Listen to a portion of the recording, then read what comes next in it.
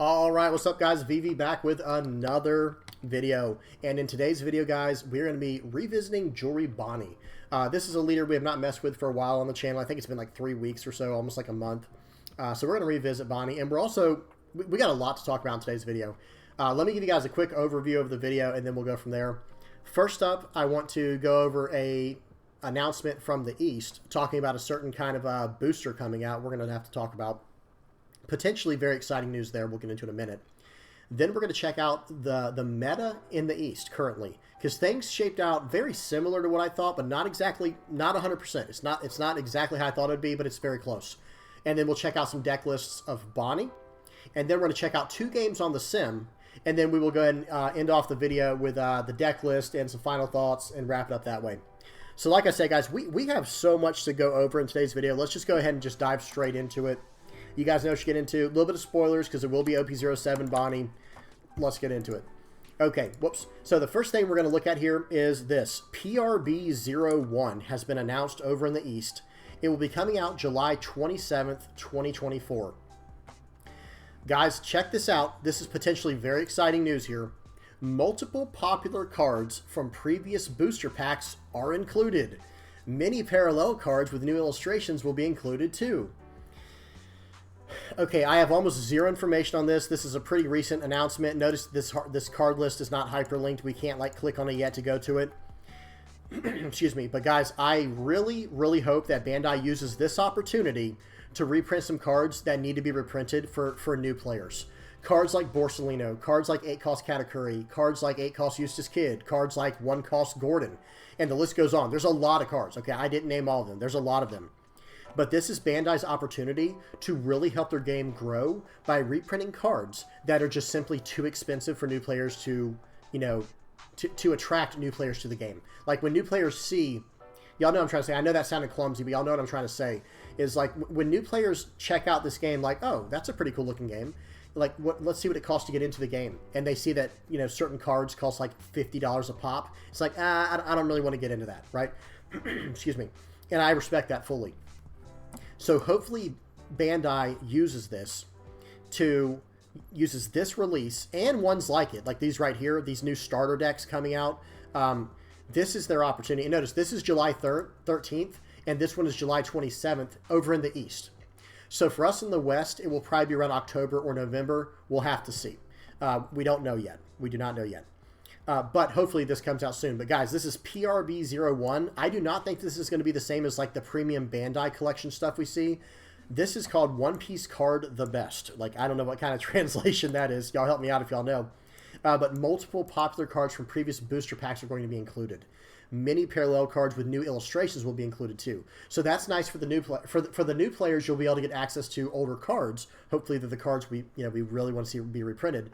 But it's also good for the old players, the current players, to get new alternate art cards if they're like collectors or if they want just cool new alt arts. So, excuse me, a little bit for everyone. Hopefully Bandai does this the right way. I don't want to get anyone's hopes up. We have no information on it yet, but this is Bandai's opportunity to really help their game out and to help it grow by getting new players invested, knowing that like, oh, okay, those cards that used to be like $40, $50 a card might drop down to like $15, $20 a card. Like I said, if they do this correctly. We'll have to see though. Y'all know how Bandai is. Do not get your hopes up. Do not misunderstand me. Okay. All right. So now, before we even get into Bonney, now we have to go over the deck lists from over in the East, guys. We have to check out what's going on in the East. When I first made my predictions, a whole entire new wave of results came in. Like, notice these are all from May 5th, basically May 2nd through May 5th. Just like, what was that, like 10 or 15 new results came in from the East. And these are all first place flagships for the most part. A few shop championships, CS championship, I'm assuming. So a few shop championships or store battles or whatever, and mostly flagships. And look at these results, guys. So when I first made my predictions for how I thought the OP-07 East was going to be, like for a triangle meta or what was going to be in the meta, I thought at the very top you were going to have like Enel, excuse me, Lucci / Gecko. They're very similar decks. So like Enel for yellow, for black you had Lucci / Gecko Moria, and then for green I thought it was going to be a green deck in Jewelry Bonney. And then on the outskirts of that, like, you know, somewhere near the top, I thought it was going to be red, purple, law, Black Yellow Luffy, and some type of blue deck. I wasn't sure what kind. Like, I was thinking more like Doflamingo or Boa Hancock. Well, guys, I was very close. But instead of the green deck being Jory Bonney, it looks like the quote-unquote green deck is probably this black green deck in Perona. Yes, there are still, let me bring up real quick, there are still Bonney, a lot of good Jory Bonney decks out there. It is definitely like a top-tier deck. In fact, I think there's more Bonney, mono green Bonney decks than there are Perona. Let me check real quick. I could be wrong about that. I'm not exactly sure. Yeah, there's definitely more currently. Excuse me. But now that Sakazuki, I think, is out of the format, maybe Perona becomes like the go-to black and green, / green deck currently instead of Jory Bonney. We'll have to see. Enel's still doing pretty well. Excuse me. Enel's doing pretty well, as you can see here. Let's go ahead and bring him up. Where's he at? Whoops. Yeah, Enel's doing just fine. 40 entries of him. There were 30 entries of Jory Bonney. But I mentioned this, I think, in my last video with Red Purple Law. Where is he at? When you look at, he's ST10 Law. When you look at him, he is doing very well, guys. 60 entries for Red Purple Law, and that is out of, whoopsies, that is out of, let's see, 400 entries. Basically, we'll just call it 400 entries. So very solid stuff going on there. And let's look at Lucci as well. We'll look at the top 6 I was talking about real quick. Lucci, OP07, Lucci is doing very well. Almost 40 entries for him as well. So Enel, Bonney, Lucci, they all have like 40, 30 plus entries on here. Red Purple Law has the most. What else? What else did I mention? Oh, Black Yellow Luffy. We'll check that out. ST13 Luffy. This one's done pretty good as well. Not quite to 30, but still doing very well. And then I think for blue, let's look at Boa / Dofi. First, we'll look at Dofi because it's first on the list. This one only had 2 placings, and then Boa for OP07 Boa. This one's had about 12. So, like I said, generally speaking, I was very close to being accurate, but I was a little bit off. I don't think Bonney will do as well, quite as good as I thought. I think Perona might take her place, but we'll have to see. One more thing I have to preface before we take a deep dive into, Jory Bonney, is notice on the right here, excuse me, I got to sit up for this. So, excuse me, there are no major tournaments. The biggest tournament we've seen so far in the East is this one right here you're looking at, this 300-player tournament right here. And we have the full top 8 list for it. Check this out, guys. Red Purple Law first place. Lucci and Reiju in the top 4. Another Lucci, another Red Purple Law in the top 8. And then 2 Namis. Guys, that's wild. Let's look up Nami real quick because I'm starting to think that Nami might just become the best blue deck in the format. And that's kind of scary, depending on how you feel about the game. That's kind of scary for a lot of players. But, we can't take too much of this to heart because, like I said, where are the major tournaments? Like, let me put this into perspective for you guys, if y'all are not aware. Wait, this is, where's OP08? Y'all give me just a second, guys. Right here.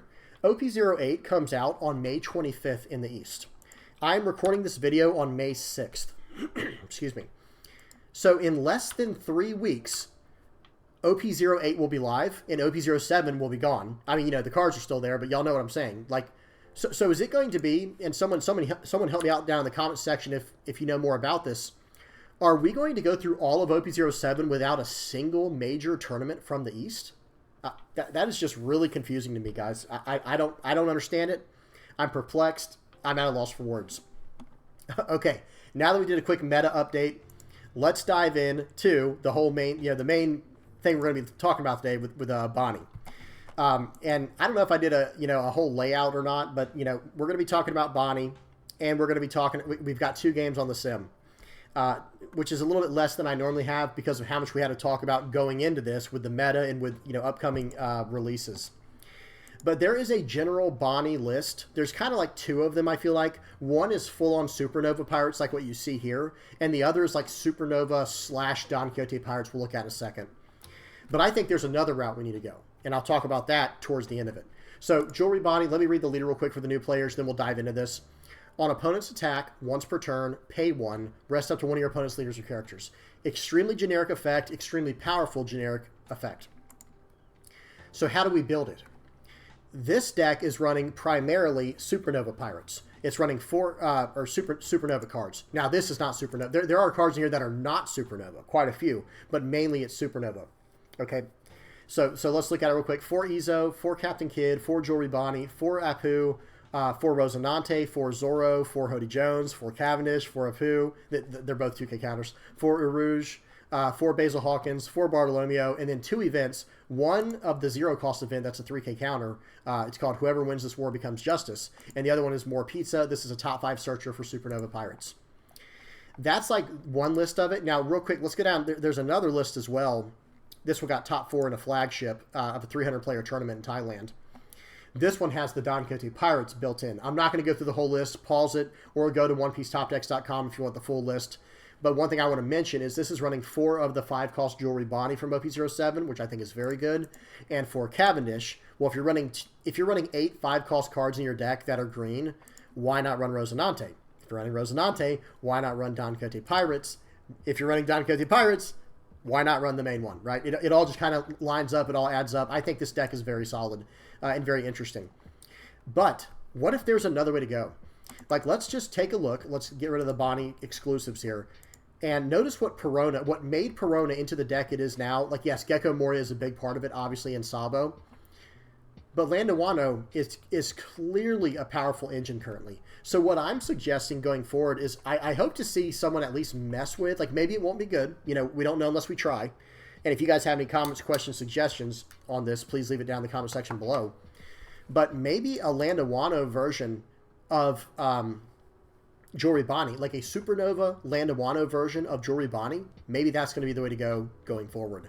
Make it a little bit lower to the ground where you have more removal early on to deal with these red and purple decks that are just going crazy, right? And I understand being able to reduce the cost of a character by 1 with Perona is massive for helping out KO stuff with Ryuma and all kinds of stuff, and tapping stuff down with your leader allows that. But Bonney does too, just, you know, she doesn't have any cost reduction because it's mono green. Excuse me. And I'm not trying to say that these decks are the exact same, but what I'm trying to say is it looks to me like, according to what I'm seeing right here, you know, according to this trend that we're looking at, not many Jewelry Bonney decks. And who knows, maybe there were a bunch of Jewelry Bonney decks that got like 2nd, 3rd, 4th, and 5th. But we're not seeing them win many tournaments when you see like, what is this, 7 red-purple law decks out of the last like 15 responses. Just really, really solid stuff there. And you need to make your deck, you need to adjust your decks accordingly to win tournaments against what you know is going to be doing well at tournaments. So we'll have to see going forward what happens. Okay. I think that's about it for here, guys. Let's go ahead and go into the games on the sim. I only have 2 games on the sim for y'all this time. I do apologize, guys. Excuse me. Throat dried out there. But I think they're pretty decent games. They're 2 pretty cool games here. Let me make sure everything's set up. Okay, hit play. Volume is off. 2x speed. We're good to go. So this is against a pretty solid Yamato player, guys. Like, I thought this guy was pretty good. Take a sip. Sorry, guys. I had to take a sip of my drink there. But yeah, this Yamato player was making some very good decisions this game. So I used my blocker there to counter out of that that 5K double attack. Maybe should have saved my blocker. But at the same time, I'm not too worried about it. It worked as a 1K counter in my hand anyway. I swing in for 8. He does not get a trigger. Or actually, I think he did get a trigger. Excuse me. I think he got a search trigger. I'm not sure what that was, but I did. Or no, maybe I passed the turn back. Sorry, maybe he did not get a trigger. Okay, swings for 6. I 2K counter out and tap down his dog with my leader effect. And now it's like, okay, I think I should attack into the dog here. Oh, excuse me. I'm gonna play X-Drake, so there's no reason to. And I still have 1 Dawn active, so I can use that with my leader's effect. Okay. Now, maybe I still should have attacked into the dog. And then excuse me, we have to pause it, guys. So in this situation right here, there were multiple lines of play I could have done because I have 2 5-cost characters, which leaves a Dawn open for my leader. So one thing that I could have done there, actually, excuse me, guys, I'm sorry, my throat's all messed up all of a sudden. Throat's like drying out. But what I could have done there is played out Cavendish, which would have stood up 2 Dawn. So I could have swung 7 into the dog. And if he counters out of that, that's still fine, because it's going to take 2 cards out of his hand. I've established a body in a 5-cost 6K Cavendish. And then next turn, I'll have more options because I'll have more Dawn available to me because of that Cavendish. So it's always good to you know, check out all the different lines of play you had access to afterwards. And that's why it's good to record your videos too. Even if you're not like a streamer or you're not a content creator, or even if you're not a professional player, it's good to record your games. I got to cough real quick, guys. I'm going to mute myself.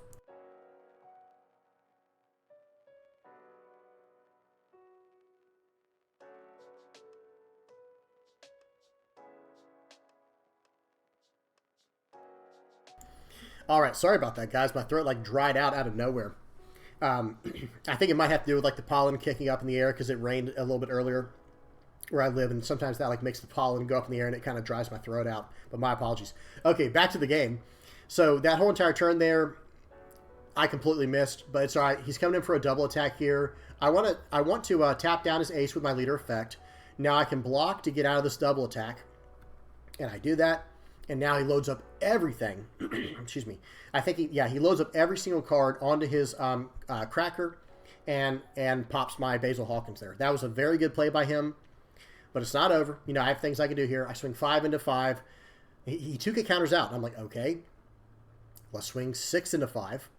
I'm like, all right, so this guy just has everything he needs because I need to leave 2 Dawn active here. You know, 1 for my Eustace Kid and 1 for my leader effect. And he just had everything. And now look what he top decks, by the way. So he just drew his card for the turn. I'm like, what did he get? Of course, yeah, he gets Hody Jones. Unbelievable. Like, actually unbelievable, right? Just so... That was such a perfect situation for my opponent there. But it happens, right? You have to deal with... You know, one thing about cards is there is luck involved. Yes, skill typically will trump luck. But you can't get around luck. Like, it exists in the game. Excuse me. So he swings 8 into my guy because he only had to attach 2 Dawn to swing 8 because he has less life than me because of the Hody Jones. So very well played there. And now he's going to swing 10. I'm going to let it get KO'd, but I use my Rosinante to save it. Okay, make sure you read what Rosinante does if you do not already know what it does. That card is extremely, extremely important for you know, defending your cards. So I finally get the cracker off the board, and I wasted attack into it, unfortunately. Then I swing into that. I swing into the Hody Jones. It's all right. It does get, he does save it. This guy always had exactly every card he needed, up until probably right there, because I think Hody Jones is what he would have probably needed to win this game. But he gets a cracker. Luckily, I get some kind of, you know, I get a break, right? Now, right here, it's probably smart to go for my Rosinante, or excuse me, my X-Drake, not Rosinante, my X-Drake. But I think it's just over. He has no cards in hand, so I swing 5 at life because it will go through. I swing 9 at life, and now I just load everything up, and we swing 17, 18 at life. GG. So that was a pretty good game, and my opponent seemed pretty competent. Like, that guy seemed pretty good. And then next up here, this is the last one I have. This is against Enel. This is, you know, pretty much a meta matchup. Let me go speed to, whoops, 2x. There we go. Let me make sure I went through properly. Sometimes it doesn't click when I tell it to. There we go. Excuse me. All right, so here's the final one, guys. This is against Enel, and this is just a grindy game. Enel is trying to go late game. He's trying to starve, and this guy is starving me, as you can see. But I did get a Jewelry Bonney down early, which is nice. So I go ahead and get an Uruj here.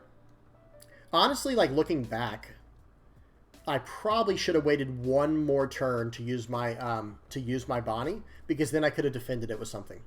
But this guy's running Gadatsus. This guy's running the standard list, like Gadatsus, Yamatos, and all that stuff. But, like, in other words, what I'm trying to say, notice he trashed a Gadatsu from his hand. So if I had not used my Jewelry Bonney that turn, he probably would have popped it with a Gadatsu. Okay. I play out Basil Hawkins here. This is a 6-cost card, so this is safe from his Gadatsus if he has any more in hand. And ultimately, I think this is a pretty even matchup. Excuse me. I think Enel versus Bonney, at least with this version that I'm running, I think this is a pretty even matchup. And that becomes the hard thing about balancing decks in a game that's best of one. I'll have to talk about this more in the future. I think I've talked about it in a previous video, but playing a game where it's just a best of one, and no sideboard, by the way. There's no sideboard, and it's a best of one. I really wish they would change some stuff there. I'll try to talk more about that in a second. Let me get back to the game. I played on a Cavendish, which allowed me to play out Uruj, which allowed me to keep a Dawn active. That was a very good turn for me. He pops it with his Gadatsu. This guy's playing absolutely, you know, perfectly. This is how you're supposed to play NL. Excuse me. He is running the 6-cost Parasparrow over the 7-cost Compote, which I do not agree with. I'm just going to tell you guys straight up front. I think that the 6-cost vanilla card over the 7-cost vanilla card is a night and day difference because one of them can get around the 7-cost Gravity Blade, the other cannot. Excuse me. He's going to swing 9 at life here. I'm going to tap his Parasparrow so he can't swing with that. And now it's my turn. Excuse me. And now is an opportunity for me to drop some big characters. But I was a little too aggressive this game. I think I should have kept him at 2 life. Not that it matters too much, but technically it would have cost him a card from hand, you know. But I was saying, he can just Rygo my character now. If I kept him at 2 life, he could still Rygo the character, but he would lose the card instead of me giving it to him by attacking. So I played a little too aggressively this game. But that's okay. I did expect this to happen. I had a feeling this would happen, him swinging in like that. Now he's going to swing 7. I'm going to tap down his Perona with my leader. And, you know, now he's going to swing 8. I'm going to 2K counter out with a 7K blocker. He does not choose to attack with Frankie, which is a little bit strange to me. I'm going to be honest, because at this point of the game, I guess he's trying to keep me at 4 life. Maybe that's the idea here, or like 3 life for me and 1 for him, so he can pop a 4 cost with the Yamato. Maybe that's his plan, but we'll have to see. Otherwise, I think it's smarter to just swing with Frankie. Excuse me. So I play out another Zoro, and I think he's going to have probably another Rygo here. I can't remember. Actually, I don't think he does for this one. We'll have to see. So I tap down his Frankie this time. I'm like, all right, let me tap down the Frankie since he swung with the Perona first this time. He has 10 Dawn active, so I'm thinking this is going to be a turn where he uses Ace. Yep, swing 10 into 7. Looking back, maybe I should have just used Uruj there. But, I don't know, it's good to keep as many cards on the board as possible, especially cards like Uruj that have end-of-turn effects that help my leader out. Okay, 5 and a 5. Let's see if he wants to give me any cards from hand, because I will absolutely take that. He's smarter than that. Now, right here, I do think I make a play mistake, if I remember correctly. I think I should have swung 10 into Perona and used the character's effect. And here's why I think that it would have been... I would have only had to attach 1 Dawn to my Zoro. I paused it. Sorry, guys. Give me a second. I would have attached 1 Dawn to Zoro, and I would have used the effect to stand him up immediately, right? So 2 Dawn is gone. So then I could not play out the Eustace Kid and attach a Dawn to him. But I'm fine with that. Like, I don't necessarily need that right now. I have 2 blockers and 2 life, and not a lot of counter power in hand, to be honest. But, you know, I still feel fine about that, because I can tap down one of his attacks with my leader because of my Uruj. I think I should have just done, like I said, attach 1 and threaten attacking into him again to get 2 cards out of hand. But I think it still works out just fine. Okay, so I'm like, all right, we'll just go ahead and keep giving me cards then. He just gave me 2 2K counters. I'm not too worried about standing up my my Zoro, because it's going to be too hard for him to go into my Zoro after clearing out my Eustace Kid, assuming he even can clear out the Eustace Kid, right? But they have this really strong 8-cost card called Katakuri. Yeah, and that just deals with 8-cost Kid. So this guy, again, just like the last player we looked at with Green Yellow Yamato, who was also drawing every card they needed from the top of their life, this Enel player is playing it very well, right? This Enel player is playing very well. They're doing everything they need to. They're saving their cards for answers. They were starving me the whole game. And, excuse me. But I just want to show that, like, this Bonney deck really does have answers, right? It really can get there for you. So right here, again, I wish I would just not worry about playing Eustace Kid here and just, yeah, attach. If I attach 3, then I'm going to go 12 at the ace, obviously.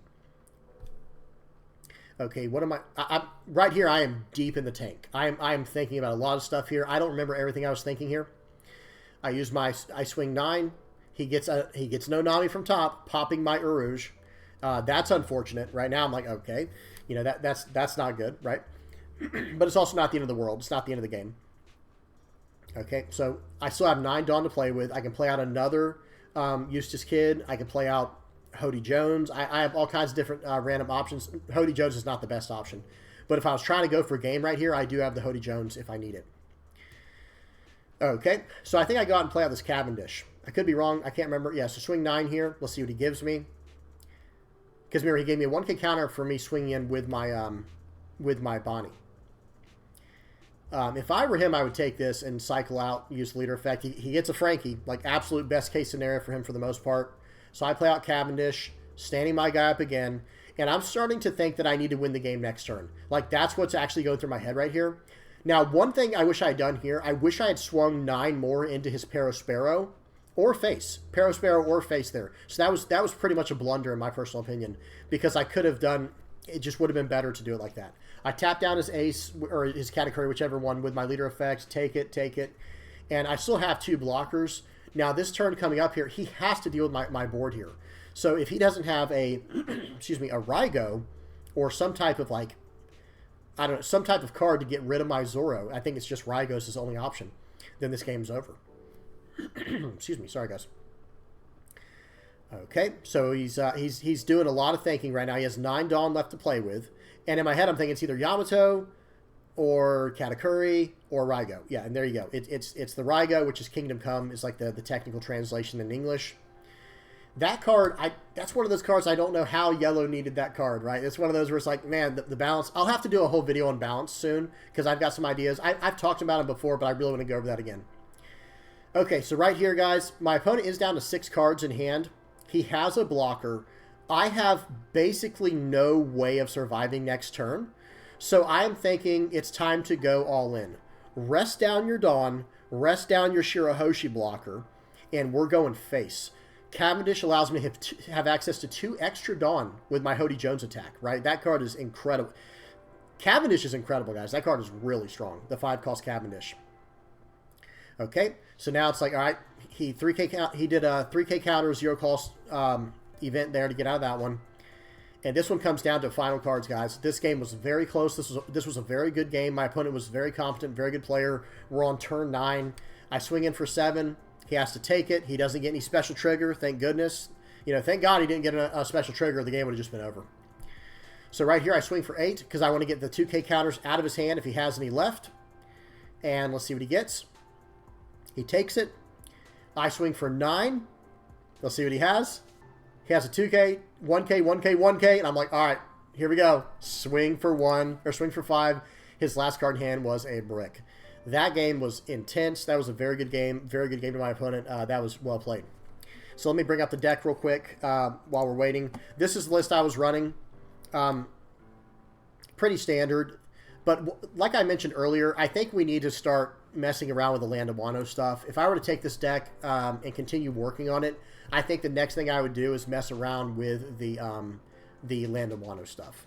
Or maybe Don Quixote Pirates again, because there is a lot of good stuff from them that we can use. You know, and I'm saying Supernova plus one of the other, like Land of Wano or Don Quixote Pirates or something like that. But good stuff there. Pretty straightforward list. I'll try to put this down in the comment section below. Let me. I almost forgot to move my face. I'll try to put this list down in the comment section below, and you know, you guys, anyone who's following the channel knows I've been having everything in the description lately. I've been trying to be real consistent with that, so you guys can jump around to wherever you want to in here. And there was something I wanted to say. There was something I was going to talk about at the end of that last game, and I'm sorry if I forgot, guys. If it's important, I'll mention in another video. But long story short, I think Bonney is in a good spot, and I think she's not being used enough right now because maybe a certain deck, maybe Red Purple Law is just too fast for it. I'll have to do more play testing. And anyone who like mains green and has been playing on the East and plays Bonney, y'all tell me what y'all think down in the comment section below. What is she struggling with the most, and how can we adjust the deck accordingly?